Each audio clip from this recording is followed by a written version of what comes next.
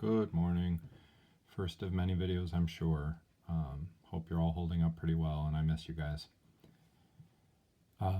In advanced algebra, you solved systems of equations. If there were three variables, you use elimination or substitution, something like that. This is just another way to go about the same work. So it's using what's called an augmented matrix, and I'll try to model that right now. So basically write this system of equations in matrix form. So you take the coefficients 1, 0, 1, and then 4 at the end. The 0 is there because there's no y.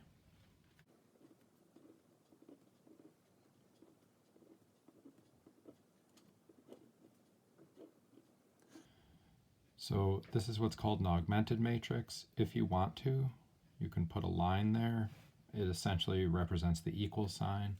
And eventually we're going to get you sort of thinking like a robot, and robots don't really care about that line. Like for a computer programmed system, you would just have 3 rows and 4 columns, and there'd be no distinction about any of it. But for human beings, you can have this line here to kind of remind yourself that the values on the right-hand side of that line are on the right-hand side of an equal sign.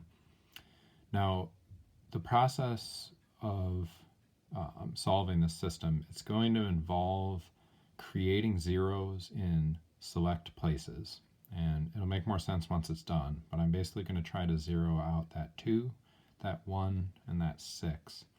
And I can do this by performing operations. So I'll start simple.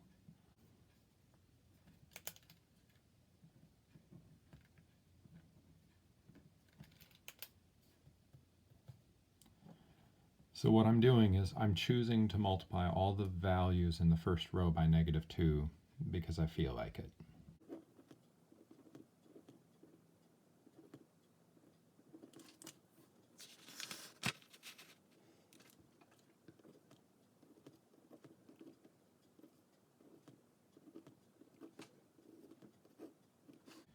The reason that I did this is if I add these 2 rows of values together, that value and that value will make a 0. So I'm going to do that now. In the future, you would just do this more quickly, like you would do the 2 things at the same time, but I'm just trying to show how this goes.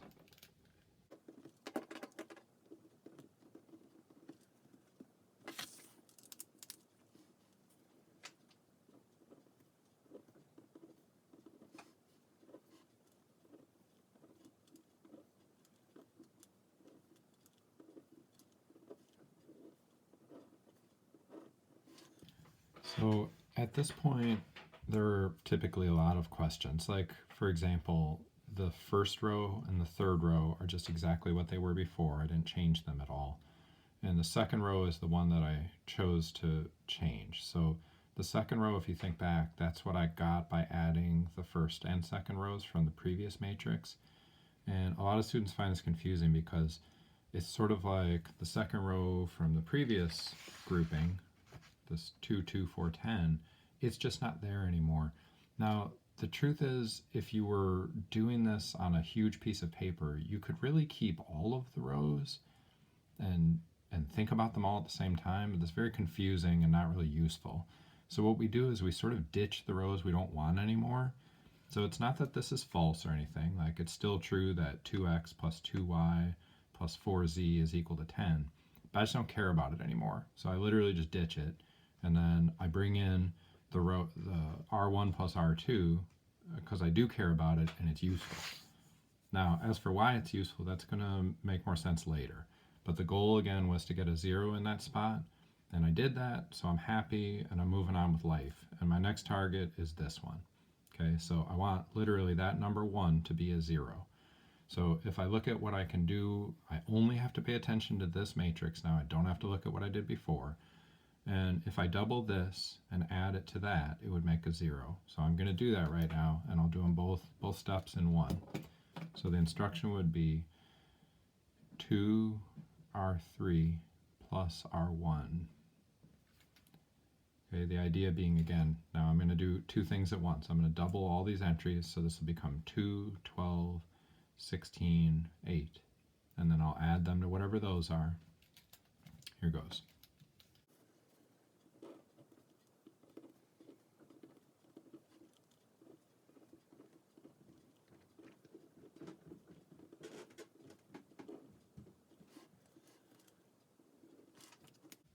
Okay, so what exactly happened? If we look at the first row, it's still there, second row still there. The third row now has totally been replaced. So if you double 1, you get 2, added to -2, you get 0. That's what that is. Double that, I get 12, added to 0. That's where that's coming from. 16 plus -2 is 14, and then 8 plus -8 is 0. Again, it'll be more clear when I'm done, like why I'm doing any of this. But my last target is this number 12. And the way that you'll see it as you do more of this, you'll see that your only move now is to use the second row and the third row, because the first row has a 0 in that second column, and that's not useful because I can't double that or triple that and make it into a 12 or something like that. So there's nothing I can do with this. It's useless. But the 2 is now what I'll play. And there's another reason that these two go together so well, is that they both have zeros in this spot. So no matter what I do, like I'm going to multiply this by -6, whatever I do with that, okay, it's not going to affect these zeros. So that's why this is going to be so useful. Now, this is up to you and your taste. For me, I like subtraction. So if you don't like subtraction, you can just do multiplying by a negative and then adding. Okay, but I'm not going to do that. So I want R3 now minus 6R2. Again, of course, you could do plus a -6R2. It's totally up to your taste. I like subtraction myself, so I'm doing it this way, and here goes.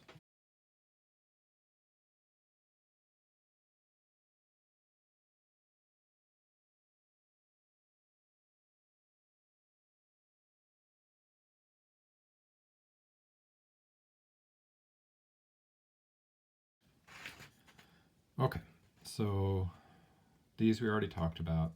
This number comes from 12 minus 12. So 12 minus 6 times 2. Here, this 2 comes from 14 minus 6 times 2.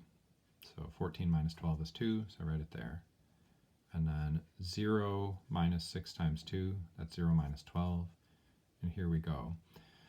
Now, again, this may just seem really artificial and robotic, but if you look at what this actually means, you've got this in an excellent position for solving. It's basically over now, because the last sentence, although it just looks like a bunch of numbers, it means 0x plus 0y plus 2z is equal to -12. So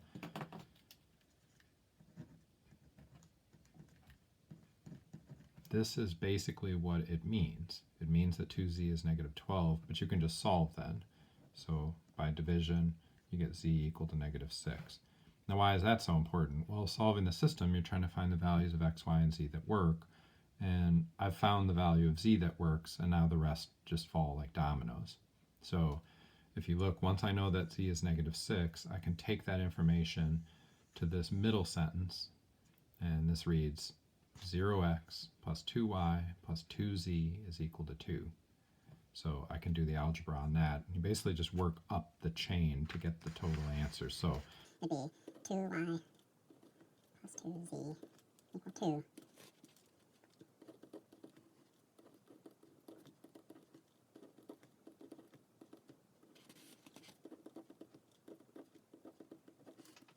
Okay, so I'm 2/3 of the way done. Next up will just be solving for x, and I now have the values of y and z that I need to get the job done.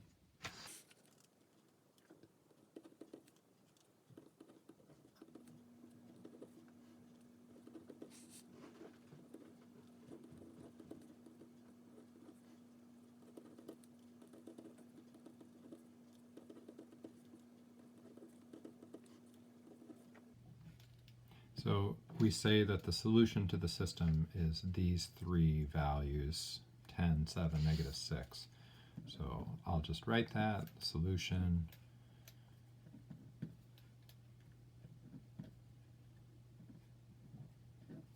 is that, and that's an ordered triple. As for the meaning of it, that would be a point in 3 space. We don't need to worry about that too much right now. We're mostly just kind of getting these operations together. But if you just think about the solution to a system in 2 space being where 2 lines intersect, it'd be like a point where 2 lines cross. this, for now, let's just think of it similarly. Like if you imagine three lines in three space that are crossing each other, they might cross at a point in a case like this. I hope you enjoyed this first video, and I'm sure there will be many to follow.